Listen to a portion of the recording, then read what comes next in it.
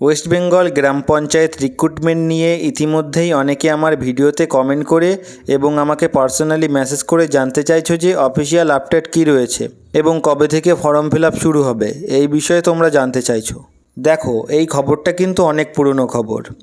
মানে এই যে গ্রাম পঞ্চায়েত রিক্রুটমেন্ট হবে তার জন্য এরকম একটা পোর্টাল ক্রিয়েট করা হয়েছিল এবং সেখানে নোটিশও আপলোড করা হয়েছিল যে এখন বর্তমানে রেজিস্ট্রেশন প্রসেস চলছে, ভ্যাকান্সি আসলে ফর্ম ফিল আপ শুরু হয়ে যাবে, এই রকম কিছু একটা সেই সময় বলা হয়েছিল।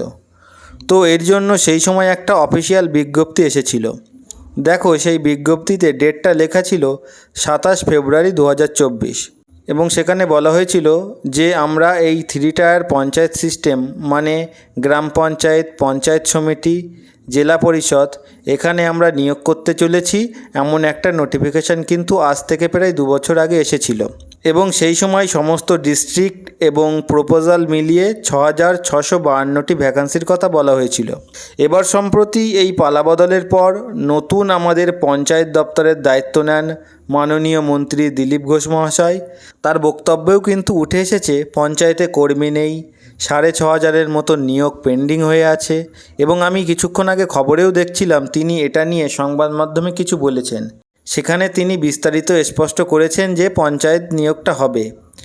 আমি আগে তোমাদের সেই বক্তব্যটা শোনাই। দেখো, দেখুন, এখানে একটা সমস্যা, অনেকদিন রিক্রুটমেন্ট হয়নি, এমপ্লয়ি নেই, এমন পঞ্চায়েতে যেখানে কোনো অফিসার নেই, কাজ করবে, প্ল্যানিং করার লোক নেই, এক্সিকিউশনের লোক নাই, তারপরে তো ফান্ডের প্রবলেম আছে। তো এটা অলরেডি কথা হয়েছে, আমাদের সিএম বলেছেন, তো সেই অনুযায়ী তার সঙ্গে রিক্রুটমেন্টও করতে হবে। ম্যান পাওয়ার নাহলে খরচা করবে কি, এটা আজকে সেক্রেটারি সাহেবের সঙ্গে কথা হলো। তো সেই অনুযায়ী আগামী ক্যাবিনেট মিটিংয়ে যখন বিষয় উঠবে আমি বিষয়টা রাখবো যে তাড়াতাড়ি ম্যান পাওয়ার চাই, লোক চাই, টাকা চাই, নাহলে কাজই হবে না, পঞ্চায়েত না চলে গ্রামের বিকাশ হবেই না। তিনি বলছেন সেটা প্রসেসিংয়ে আছে, ওটা আমার মনে হয় তাড়াতাড়ি হয়ে যাবে, এমন একটা কিছু তিনি নির্দেশ দিয়েছেন। তো এই যে ওয়েবসাইটটা তারা তৈরি করেছিল সেই সময়, সেই ওয়েবসাইটে কী ভ্যাকান্সির কথা উল্লেখ করা হয়েছিল। 1 নম্বরে দেখো এক্সিকিউটিভ অ্যাসিস্ট্যান্ট অফ গ্রাম পঞ্চায়েত, 2 নম্বরে দেখো গ্রাম পঞ্চায়েত কর্মী, যেটাতে বহু সংখ্যক ছেলেমেয়ে অ্যাপ্লাই করবে। এরপর দেখো নির্মাণ সহায়ক অফ গ্রাম পঞ্চায়েত, সহায়ক অফ গ্রাম পঞ্চায়েত, তাছাড়া কী ছিল, সেক্রেটারি অফ গ্রাম panchayat, account clerk of panchayat সমিতি, block informatic officer of panchayat সমিতি, clerk cum typist, data entry operator, panchayat সমিতির পিয়ন, অ্যাডিশনাল অ্যাকাউন্টেন্ট অফ জেলা পরিষদ, assistant cashier, data entry operator জেলা পরিষদ, district information analyst, group D জেলা পরিষদ, lower division assistant, stenographer, working assistant of জেলা পরিষদ।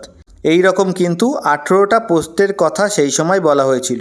এই যে ওয়েবসাইটটা West Bengal panchayat recruitment management system, এই ওয়েবসাইটটা তৈরি করে সেখানে এটা বলা হয়েছিল এবং সেখানে প্রতিটা পোস্টের আলাদা আলাদা এলিজিবিলিটি ক্রাইটেরিয়া সম্পর্কে নোটিশ দেওয়া হয়। দেখো, এখানে যে পোস্টের এলিজিবিলিটি ক্রাইটেরিয়া দেখতে চাইছো সেটার উপরে ক্লিক করলেই এখানে একটা অ্যাটাচমেন্ট তোমরা ডাউনলোড করতে পারবে। এই অ্যাটাচমেন্টে ক্লিক করলে একটা পিডিএফ ওপেন হবে। এখানেই আর কি সমস্ত কোয়ালিফিকেশান সম্পর্কে লেখা আছে। দেখো, আমি এখানে 1 নম্বর অ্যাটাচমেন্ট ওপেন করছি। দেখো, এখানে কিন্তু 2024-25 সাল লেখা আছে, অর্থাৎ এই নোটিফিকেশানটা এসেছিল 2024-25 সালে। এখন কিন্তু সেই পুরনো নোটিফিকেশানটারই আলোচনা হচ্ছে। আশা করি তোমরা সবাই বুঝতে পেরেছো। এখানে এলিজিবিলিটি ক্রাইটেরিয়া আছে। প্রথমে লেখা আছে তোমাকে ইন্ডিয়ার নাগরিক হতে হবে। তারপর লেখা আছে দেখো, must have passed the final examination of class 8 from any recognise institution. মানে তুমি যে কোনো একটা রেকগনাইজ স্কুল থেকে ক্লাস 8 পাস করলেই তুমি এখানে আবেদন করতে পারবে। তারপর দেখো বয়স লেখা আছে 18 থেকে 40 বছর পর্যন্ত। কিন্তু এখন তো আবার নতুন করে সরকার ঘোষণা করেছে যে সরকারি চাকরির জন্য 5 বছর বয়স আরও বাড়ানো হবে। আশা করি সেই বিষয়টাও এই নোটিফিকেশানে আমরা দেখতে পাবো। তারপরে তোমরা দেখতে পাবে স্কেল অফ পে, সেটাও এখানে মেনশন করা আছে। দেখো, এখানে 17,000 থেকে 43,600 পর্যন্ত তোমরা এই পোস্টের জন্য বেতন পাবে। এখানে কিন্তু সমস্ত কিছু লেখা আছে। তারপর দেখো লেখা আছে সিলেবাস। তুমি যদি গ্রাম পঞ্চায়েতের কর্মী হতে চাও তোমাকে এই সিলেবাসে পড়াশোনা করতে হবে। তোমাদের এমসিকিউ প্যাটার্নে পরীক্ষা হবে এবং ইন্টারভিউ হবে 7 নম্বরের।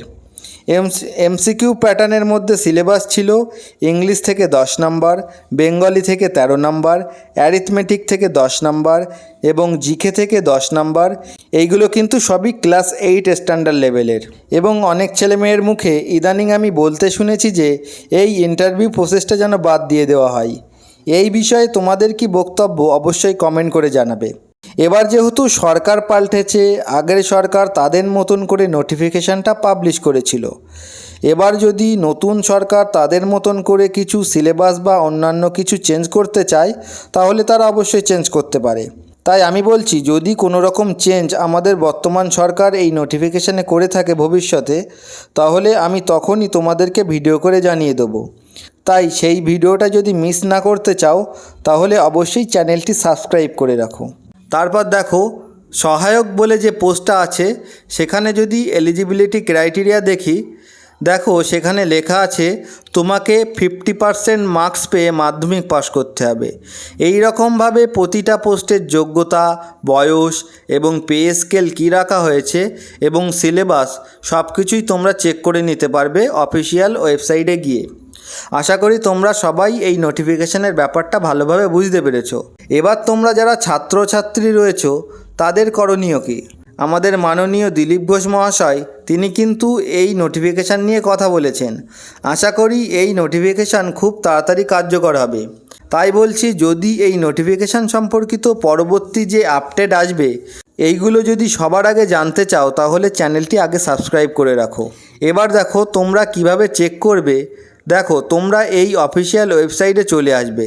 West Bengal panchayat recruitment management system বলে যে কোনো ওয়েব ব্রাউজারে সার্চ করবে।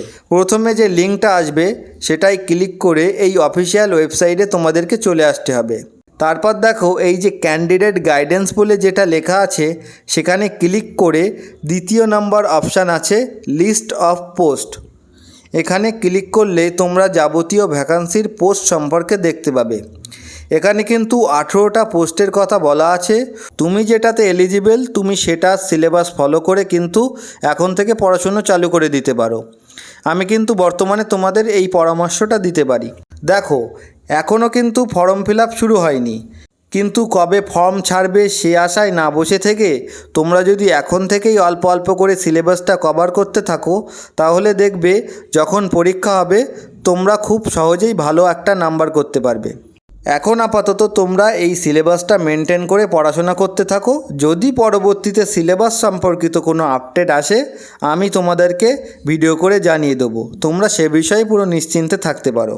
আশা করি তোমরা এই নোটিফিকেশানের A to Z বিস্তারিত ব্যাপারটা বুঝতে পেরেছো। তাই আর ভিডিওটি দীর্ঘায়িত করলাম না। যদি কোনো রকম কোশ্চেন থেকে থাকে এই নোটিফিকেশান সম্পর্কে, অবশ্যই কমেন্ট করে জানাবে। আজকের জন্য এতটুকুই। এতক্ষণ ধরে বেঙ্গল র্যাঙ্কার্স একাডেমির সাথে জুড়ে থাকার জন্য তোমাদের সকলকে অসংখ্য ধন্যবাদ।